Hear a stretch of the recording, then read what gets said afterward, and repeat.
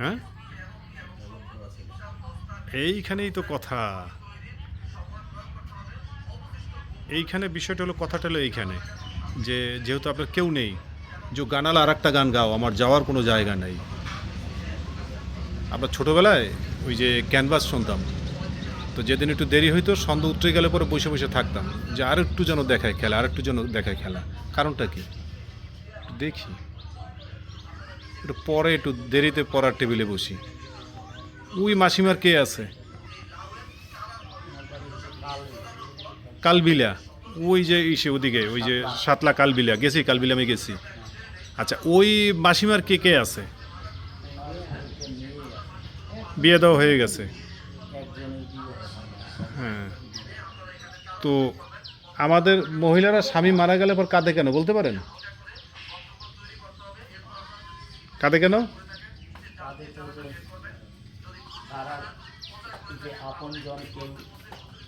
ছেলে মেয়ে আছে না, তারপরে কাঁদে কেন?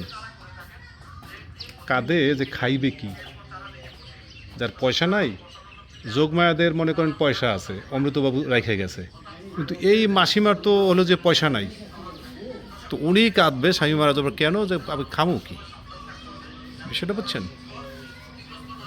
তো এই হলো যে এক একটা ইথিক্স, যে যার মতো করিয়া যেটা ভালো লাগে, বিষয়টা বুঝছো ভাই, যার যেটা ভালো লাগে। আমি যদি বাস্তবতা ওনাকে বলতে যাই, উনি বলবে যে উনি এটা নেবে না, এটা বুঝবে না। এই জন্য যে যেটা পছন্দ করে তাকে সেইটাই আসলে করতে হবে।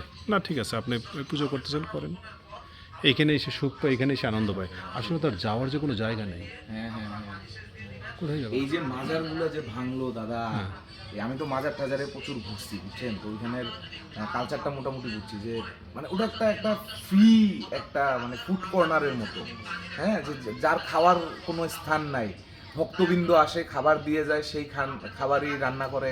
হ্যাঁ, সেগুলোই হচ্ছে হইলো যে তারা খায়, না, ডিস্ট্রিবিউশন করে। তুমি শুধু এটা দেখবে না, ওই যে মারিফাত লাইনের যে লোকগুলা, যে তাদের মন কিন্তু খুব সফট। খুবই সফট, খুবই সফট। এবং আমি জেলখানায় তাদের দেখছি, তারা, আমি জিজ্ঞেস করতাম যে কবে আপনাদের জামিন হইবে, কপালে হাত ঠেকাইয়া দুই হাত ঠেকাইয়া, ওই যে দয়াল গুরু জানে তাদের কত বড় এইটা স্পিরিটটা, যে সেটা সে দয়াল গুরু জানে কবে আমার জামিন হইবে।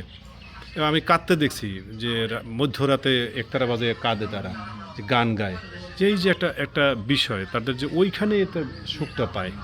যেমন এই লোক এই সময় কি থাকবে, তার ছেলে মেয়ে থাকবে, বাড়িতে থাকবে, কত সুন্দর চেহারা, যে কাজ করবে, দেখো তার ভিতরে একটা হতাশা আছে। সে কিন্তু কোনো কথা বলে না, চুপচাপ।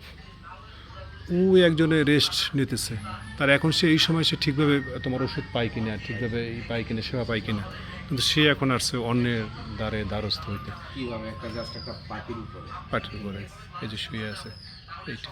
আমরা সেই দৃশ্য সবসময় এই মাটিতে শীতের দিনেও এই খোলা মেলার অবস্থা কষ্ট হয় না? না, কষ্ট কি এটা তো অভ্যস্ত হয়েছেন, কিন্তু কষ্ট তো অবশ্যই আছে। এখান থেকে এই শীতে ভেবে থাকলে তো তখন নিউমোনিয়া হতে পারে, তখন কি করবেন? যারা কি খাটে থাকে তাদের একটু কষ্ট হয়, আমাদের তেমন হয় না, আমরা তো 12 মাসেই একইভাবে। এই আশ্রমটার কি নাম দাদা? এটা শ্রীমৎ স্বামী মনোহর গোস্বামী ভক্ত সংঘ সেবাশ্রম। এটা কোন জায়গায়? এটা এটা সর্বাণী জোবার পার্ক। উজিরপুরের না, বরিশাল। আগলঝাড়া। হ্যাঁ, ওনার বাড়ি হচ্ছে ট্যানা। কোথায় যান আপনার বাড়ি? না না, গইলা, গইলা তো এখান থেকে কাছে, এই তো কোনায়। ছেলে পান নেই আপনার? না, আমরা স্ত্রী নেই? এই যে 3 জন আছি। ও, দ্বারাপুত্র পরিবার কিচ্ছু নেই, তবু হাসি আছে মুখে, এইটাই বড় পাওয়া, এইটাই বড় পাওয়া, যে আপনার হাসি আছে। সুখ আছে।